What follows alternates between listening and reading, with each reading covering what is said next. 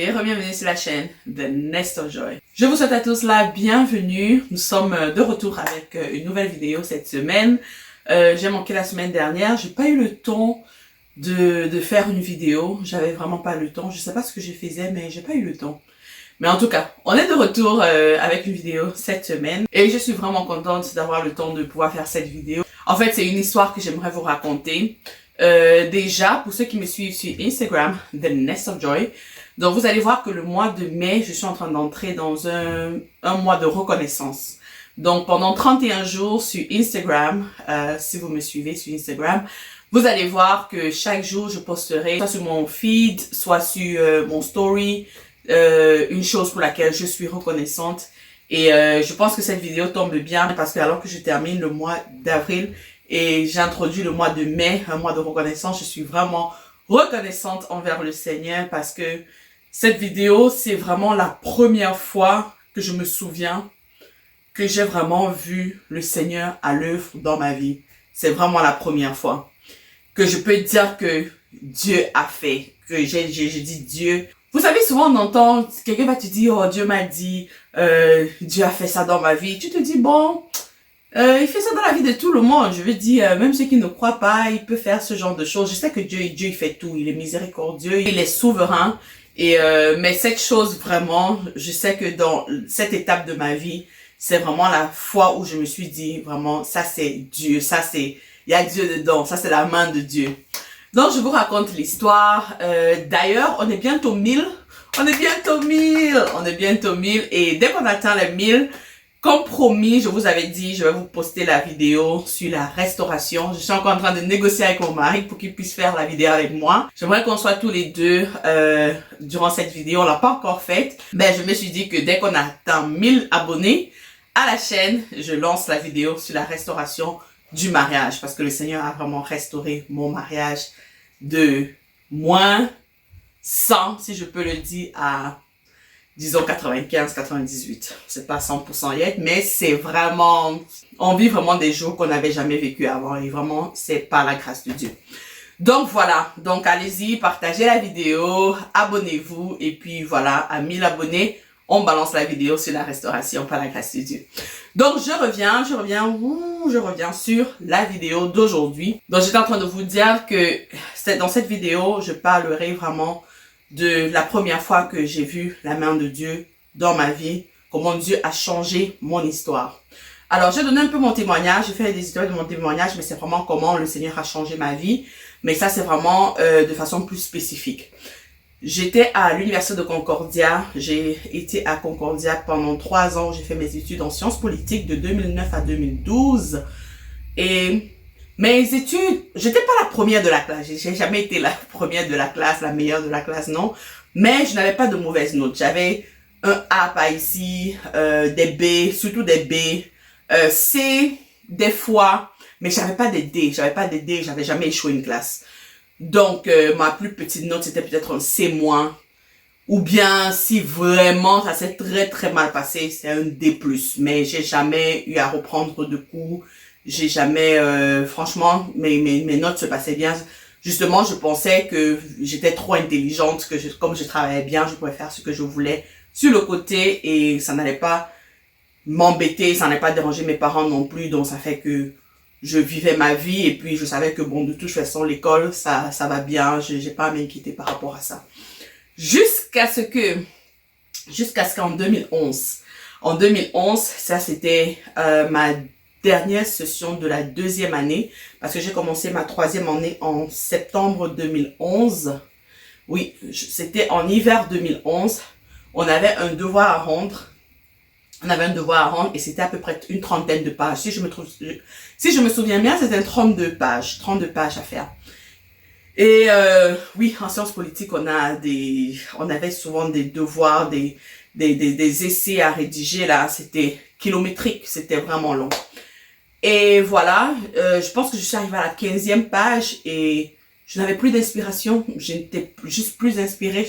Ma tête était noire, j'avais un trou noir, je savais plus quoi ajouter dans ce devoir. Donc, vous savez, on a des livres, on a des sites qu'on peut consulter. Expressement, je me souviens, j'avais fait quand même exprès. Je prenais un peu les mots des auteurs et j'ai ajouté un peu après la 15e page parce que vraiment les 15 premières pages, j'avais réfléchi. J'avais réfléchi, c'était vraiment mes mots. Mais je sais qu'après la 15e page, c'était vraiment, j'ai juste bâclé en fait. J'ai ajouté un peu un auteur par ici, j'ai ajouté un autre auteur par là, j'ai ajouté un peu ici. Après, je me suis dit, je suis sûre qu'un professeur ne va pas lire 32 pages.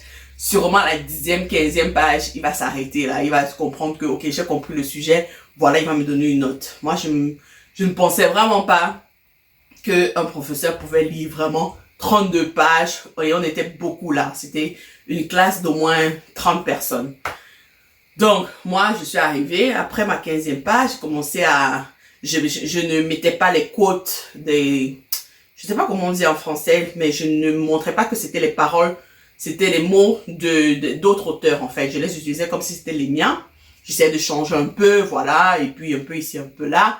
Mais, ne serait-ce que j'ai fini mes 32 pages, mais après la 15e page, je sais que j'ai tout bâclé. Et je crois que c'était 3 semaines après, je reçois c'était pas un courrier, je reçois dans ma boîte à lettres tout mon devoir. Je reçois tout mon devoir dans une grosse enveloppe de Concordia. Là, je prends mon devoir et je vois une autre lettre. Là, je prends la lettre, je la lis et ça me montre que j'ai fait du plagiat.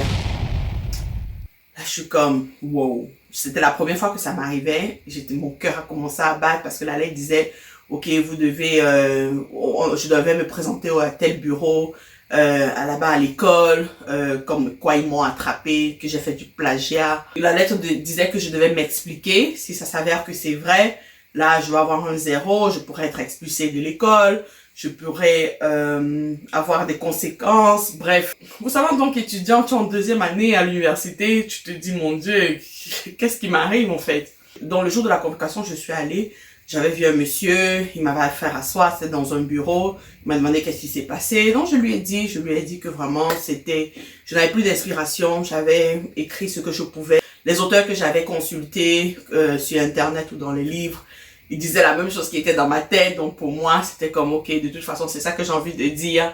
Il m'a dit non, c'est pas comme ça, ça se passe pas comme ça, bref. Donc après l'entrevue avec le monsieur, il m'a dit que ok, pour cette fois, parce que c'était la première fois, il a regardé mon curriculum, mes notes, c'était pas mal. J'ai jamais eu de problème avec l'école par rapport au plagiat et tout. Donc il m'a demandé de refaire tout le devoir, de refaire les 32 pages. Et il m'avait donné 2 semaines pour le faire. Il m'a donné 2 semaines pour le faire. Il m'a dit ok, pour cette fois-ci, je te demande juste de refaire le devoir et 2 semaines tu l'amènes à tel professeur, mon professeur en fait. Donc finalement je l'ai fait. J'ai dit merci, je l'ai fait. Donc, je m'étais vraiment battue pour faire les 32 pages là. Je les ai fait vraiment avec mes mots et tout. Et finalement, j'ai eu un D-. J'ai eu un D-. C'était un devoir qui comptait beaucoup. Je pense que c'était à peu près 60%. Le professeur même qui m'enseignait la matière, je le trouvais un peu dur avec moi. D'abord, quand je lui ai dit que je devais refaire, il n'était pas trop content. Il m'a dit non, c'est un truc de plagiat. Pourquoi tu dois refaire le coup, je dois juste te mettre un 0. Pourquoi tu dois refaire le devoir? Je dois juste te mettre un 0. J'ai dit, bon, le monsieur qui m'a reçu m'a dit de refaire, il me donne 2 semaines. Il me dit, en tout cas, tu as juste 2 semaines. Donc, n'oublie pas, dans 2 semaines, je veux voir ça dans mon bureau et tout. J'ai dit, ok. Donc, finalement, c'est le professeur qui a corrigé et il m'a mis un D-. En plus, les cours avançaient, plus mes notes descendaient, mes notes commençaient à baisser. Je commençais à avoir beaucoup de C. Je n'avais plus de B. Je commençais à avoir des D-. Vraiment, mes notes étaient vraiment médiocres. C'était vraiment limite. Là, on arrive en septembre, 3e année, septembre 2011, et c'est là que je rencontre le Seigneur, je donne ma vie à Christ. Et la session de janvier aussi, mes notes commencent aussi, elles étaient stagnantes. C'était toujours des D-, c'était des C-, c'était des D. Donc, à la fin de la session de janvier, on m'envoie une lettre. Je reçois encore une autre lettre de Concordia. Comme quoi, mon GPA est à 2.1. C'est passé de 3.4 à 2.1. Je dis c'est passé de 3.4 à 2.1. Donc, il m'envoie un message comme quoi, si je descends de moins de 2, si j'ai un GPA de moins de 2, ils doivent m'expulser de l'école parce que je ne peux pas rester pour finir ma session avec un GPA de moins de 2. Et là, je vous dis, je suis en 3e année, je suis en train de faire ma 2e session. Il me reste juste une session, c'était la session d'été. Et ça, c'était en là c'était la session d'hiver qui m'a envoyé la lettre. Donc j'avais juste la session d'été pour faire remonter mes notes afin qu'on ne m'expulse pas de l'école. Je vous dis, quand j'ai reçu cette deuxième lettre de Concordia, j'étais, je sais pas si découragée c'est le mot, j'étais abattue. J'étais vraiment abattue. Je me suis dit, mais à la fin de mon parcours, je veux dire à la fin de mon programme, à la fin de, j'ai fait toute cette marche-là pour que à la fin, on me renvoie de l'école. J'ai dit, non, Seigneur, là, j'ai commencé à prier. Je crois que si je ne priais pas avant, si avant, là, je savais pas comment prier, le temps là, c'est là où j'ai appris à prier. Parce que je vous dis, les prières que j'ai enchaînées, les prières que j'ai fait, je dis, souvent je restais comme ça, j'ai dit, Seigneur, tu ne peux pas m'abandonner, Seigneur, tu ne peux pas me laisser en fait. Seigneur, c'est comme si j'agressais le ciel et dit, Seigneur, tu dois être là avec moi en fait. Et ça me fait penser à la parole dans les psaumes, David qui dit, dans leur détresse, il criait à l'Éternel. Je me souviens, j'étais souvent avec une amie, on parlait par rapport à mes cours là et tout. Et je te dis souvent, j'arrivais, je criais littéralement que Jésus, Seigneur, aide-moi. Comment je fais? Je dois m'en sortir, je dois sortir de là. Et en la session d'été, j'avais pris 5 cours. C'était ma dernière session, j'avais 5 cours. Et je dis, Seigneur, vraiment, voilà les 5 derniers cours. Voilà mon dernier saut là. Voilà tout ce qui me reste. Seigneur, dans ces 5 coups-là, je veux voir ta main. Seigneur, je veux faire, je ne sais pas. Généralement, je ne prenais pas les cours d'été. J'aimais pas ça prendre les cours d'été. Mais comme je voulais pas attendre encore jusqu'à la session de septembre, en plus, il y avait 2 cours qui se donnaient juste en été. 2 cours dans mon programme que je devais faire qui se donnaient juste en été. Donc, je me suis dit, je prends juste tous les cours qui me restent. Je les mets en été. Donc, j'avais vraiment fait tout l'été je crois que ça commençait en mai. De mai à août. Et je vous assure que pendant cette session d'été, ça c'était en 2012, je me souviens très bien. C'est là où j'ai vraiment dit, il y a un Dieu. Je sais que j'avais déjà dit, mais c'est là où, c'est là où il y a un moment où tu as cette conviction que tu dis, non, si on me dit qu'il n'y a pas Dieu, c'est trop tard. C'est parce que là, j'ai vu Dieu. J'allais souvent à la bibliothèque, les sessions d'examen, parce qu'en été, ça va très vite. Donc, pour un cours comme ça, vous pouvez avoir un examen très rapidement. Après 2 semaines de cours, un examen, mi-session, ça va vraiment vite. Et du coup, lorsque j'apprenais pour mes examens, il y en avait souvent beaucoup, parce qu'en sciences politiques, on a tellement de livres, il faut tellement faire de recherches. Et souvent, j'étais perdue et je m'arrêtais comme ça à la bibliothèque. Je dis, Seigneur, montre-moi où est-ce que je dois étudier. Montre-moi exactement ce que je dois étudier, ce qui va venir à l'examen. Et je le dis avec toute la crainte de Dieu. Le Seigneur me disait, je ressentais vraiment dans mon cœur. Tu sais quand Dieu te parle, une conviction tellement forte que tu sais juste que... Et puis tu obéis simplement. J'entendais souvent cette voix qui dit chapitre 7. Et je commence à étudier chapitre 7. Je commence à étudier chapitre 7. Chapitre 9. Je commence à étudier. Alors que le prof avait peut-être dit du chapitre 1 au chapitre 10. Mais il va peut-être prendre juste 3 chapitres pour faire pour faire l'examen. Donc, je vous dis, le Seigneur me disait, voilà, chapitre tel, chapitre tel, chapitre tel, et j'apprends, je vais faire l'examen. C'est exactement chapitre tel, chapitre tel, chapitre tel. Prochain cours, je dis, Seigneur, montre-moi exactement où je dois étudier. Chapitre tel, chapitre tel, chapitre tel. Et j'apprends, les autres, je n'apprends pas. Je ne doutais même pas. Je vous dis, les autres là, s'il y avait le chapitre 2 qui venait, j'aurais eu 0 parce que je n'ouvrais même pas le chapitre 2. Je me concentrais vraiment juste sur le chapitre que j'avais ressenti vraiment dans mon cœur. Dans le chapitre que je ressentais que le Seigneur m'a dit, c'est seulement ce que j'étudiais. Donc j'étudiais ça et je vais à l'examen. Premier examen, c'est exactement la même chose. Deuxième examen, c'est exactement jusqu'à j'ai fini mes 5 cours. Et je vous dis, mes 5 cours, j'ai terminé tous les cours avec des A. Tous mes cours avec des A.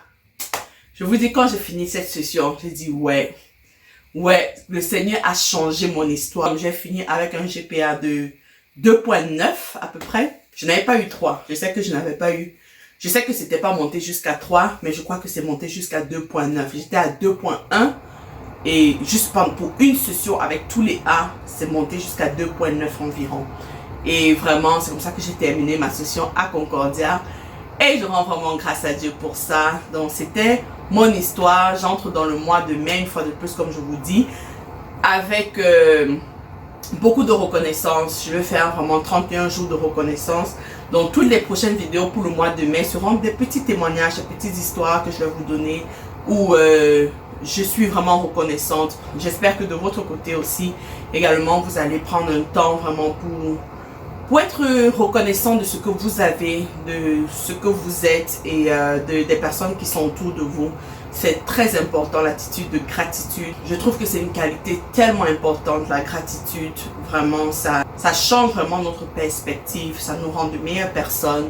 Et j'aimerais la pratiquer, j'aimerais pratiquer cette attitude vraiment plus souvent par la grâce de Dieu. Et si vous avez un cahier, notez chaque jour une chose pour laquelle vous êtes reconnaissant. Vraiment, ça va vous bénir de repasser, de regarder à ça. Et même si vous avez un mauvais jour, souvenez-vous qu'au moins j'ai ça, j'ai telle personne, j'ai ceci, la santé, peu importe, ça va beaucoup vous bénir. Donc voilà, c'est la fin de la vidéo. Comme je vous ai dit, on arrive bientôt à 1000. Et je ne sais pas, dès qu'on est à 1000, dès que je vois que nous serons à 1000 abonnés sur la chaîne, je vais faire tout mon mieux par la grâce de Dieu de vous montrer la vidéo de la restauration de mon mariage. Entre-temps, que le Seigneur vous bénisse. Je vous souhaite une bonne journée. Bye!